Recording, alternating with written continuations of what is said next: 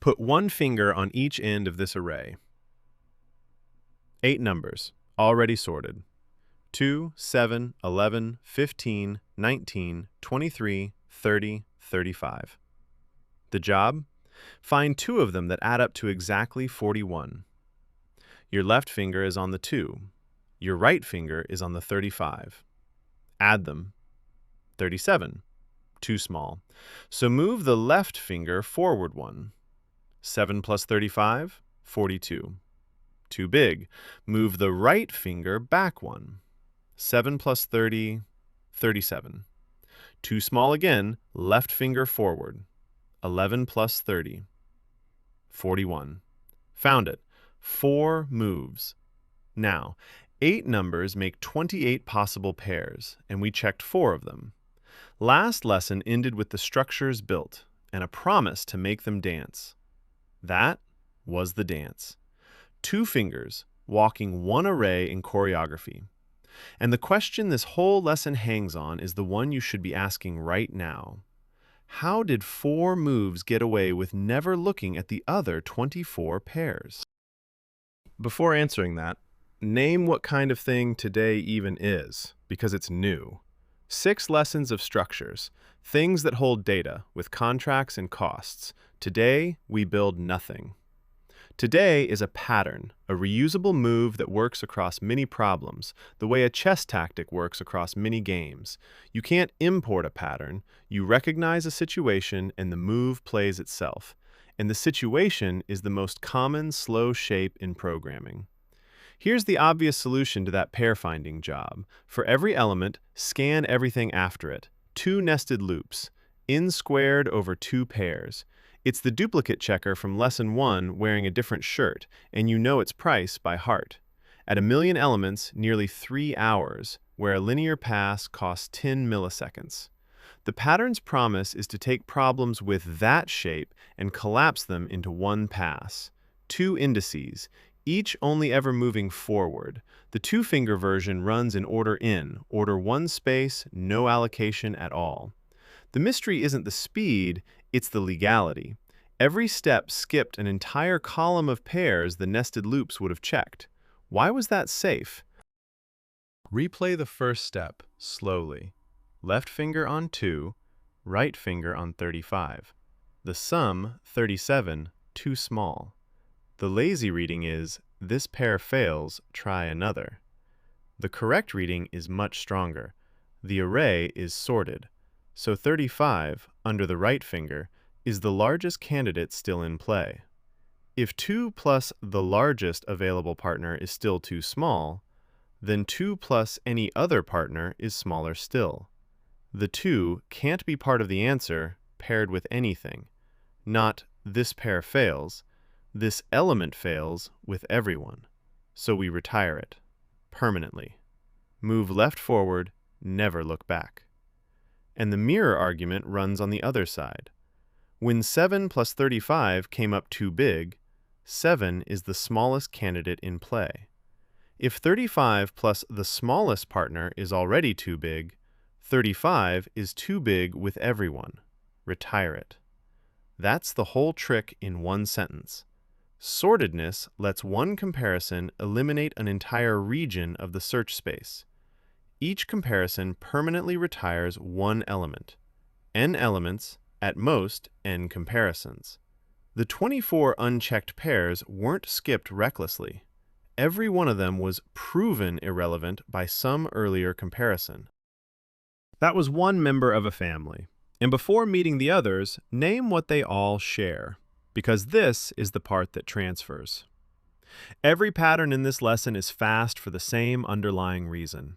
There is an argument why a pointer never needs to move backward. For the converging pair, the argument is sortedness.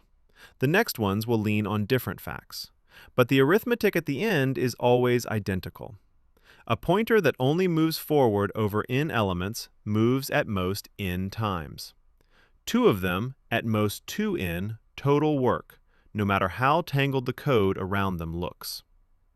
So when you face a new problem, the question is never, can I use 2 pointers here? It's, is there a reason a pointer would never need to go back? Find the reason, and the order in follows. Can't find one, and the pattern doesn't apply, no matter how much you want it to. And there's a hardware bonus stacked on top. One lesson 2 already paid for. 2 pointers marching forward are 2 sequential scans. Every cache line fully used. The prefetcher sees both streams and runs ahead of them. The pattern wins twice. Asymptotically fewer steps, and each step physically cheaper. Second geometry. Both pointers start at the same end. Same direction, different rates. The job? Dedupe a sorted array. In place, no second array. A reader scans every element. A writer lags behind, marking the end of the cleaned up region. Walk it on 3, 3, 5, 7, 7, 7, 9. The first element keeps itself, so both start past it. Reader sees 3, same as the last thing written, skip. 5, new. Write it at slot 1, advance the writer. 7, new. Write it. 7 again, skip. 7, skip. 9, write it. Done. The front now reads 3, 5, 7, 9. One pass, 0 extra memory. Safe for one reason. The writer can never overtake the reader, so it only overwrites slots the reader has already left. Everything behind the writer is final. This moves never backward argument. And it's no niche interview trick. It's compaction. Kafka's log compaction keeps the newest record per key, a reader scanning, a writer squeezing survivors together. Compacting garbage collectors slide live objects to one end of the heap. Defragmentation, same.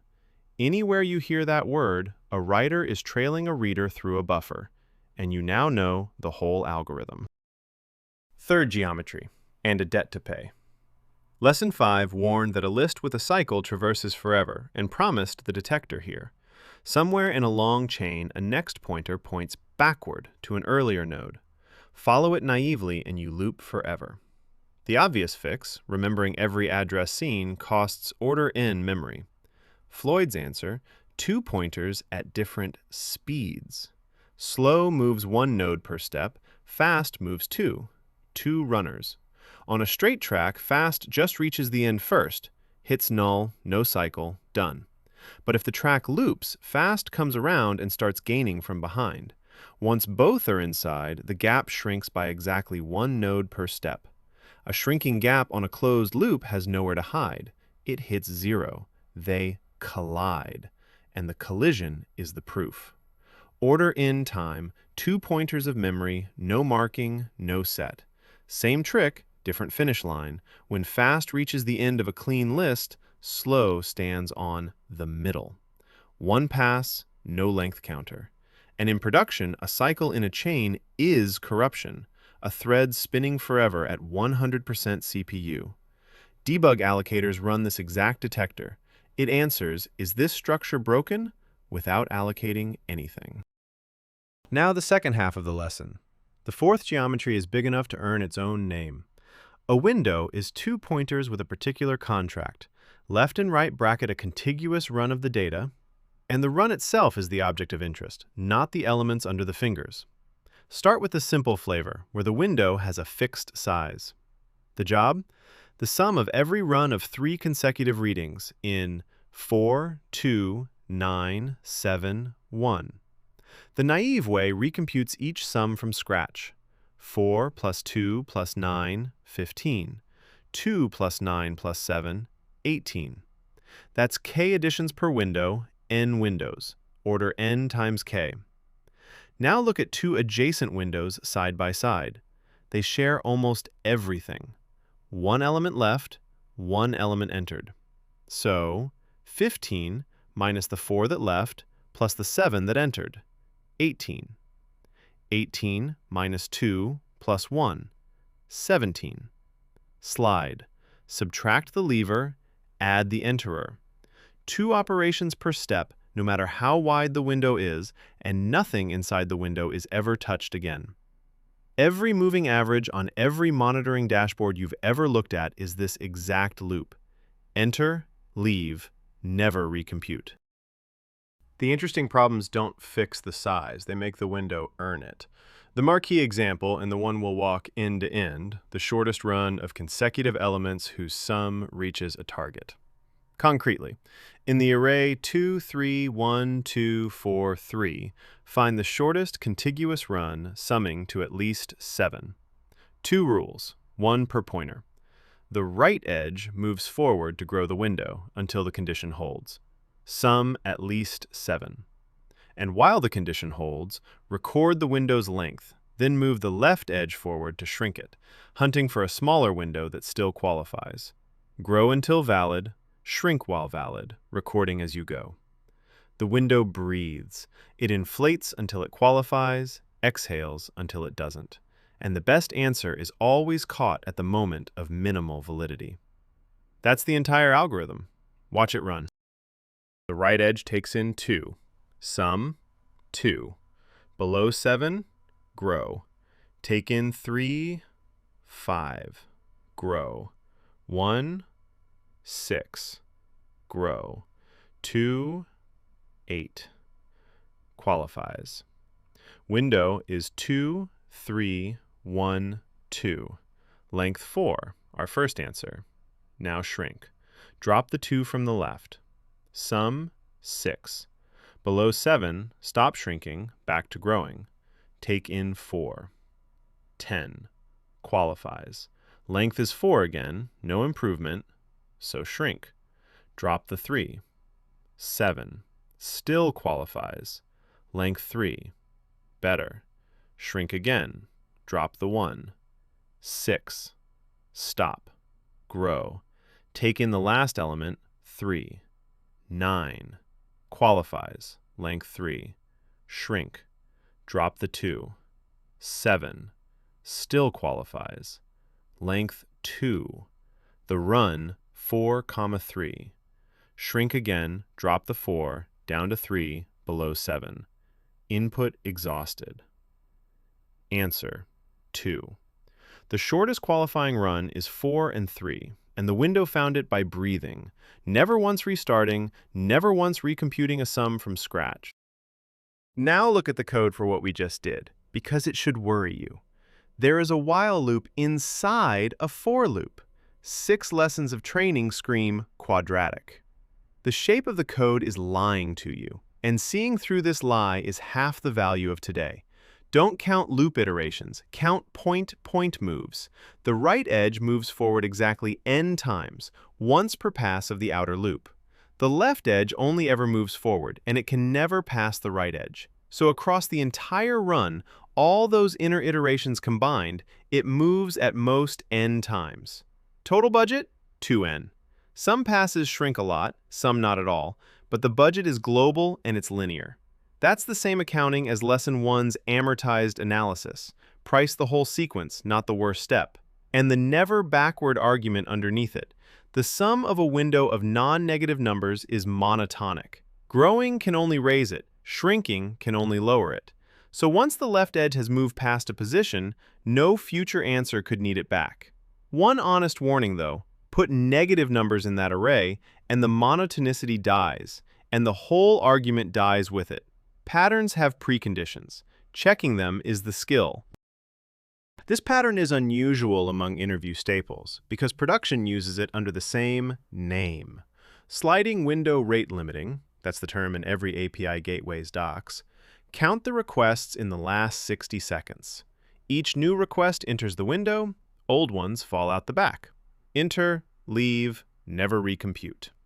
TCP, the protocol moving these bytes to you, does flow control with a mechanism literally named the sliding window, a span of bytes the sender may have in flight whose left edge advances as the receiver acknowledges. And stream analytics, moving averages, rolling percentiles, errors in the last 5 minutes. Every dashboard alert is a fixed window with enter and leave bookkeeping. One honest scope note. Lesson 6 teased the sliding window maximum, a window gliding along, reporting the largest element inside. It looks like it belongs here. It doesn't, for an instructive reason. When the maximum falls out the left edge, a plain window has no idea what the new maximum is. Sums subtract cleanly. Maximums don't. That takes a smarter window, the monotonic deck, and it lives in part 2 of this course, where the pattern families get their full treatment. So, the first pattern and the shape of every pattern to come. We built nothing today. We installed a move. A structure is something you hold. A pattern is something you see. A nested loop rescanning a region, and behind it, some reason one pass was enough all along.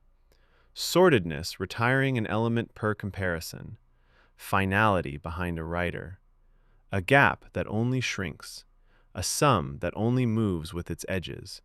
4 costumes, 1 move. Find the reason a pointer never goes back, and the n squared collapses. And one of those costumes is hiding something bigger. The converging pair won by discarding a region per comparison. 1 element gone, every step guaranteed. Next lesson takes that idea to its logical extreme. What if each comparison could discard half of everything that remains? That's binary search. The most famous algorithm in computer science, the log n rung of Lesson 1's ladder, finally cashed in, and notoriously easy to get wrong. One template handles every variant. See you there.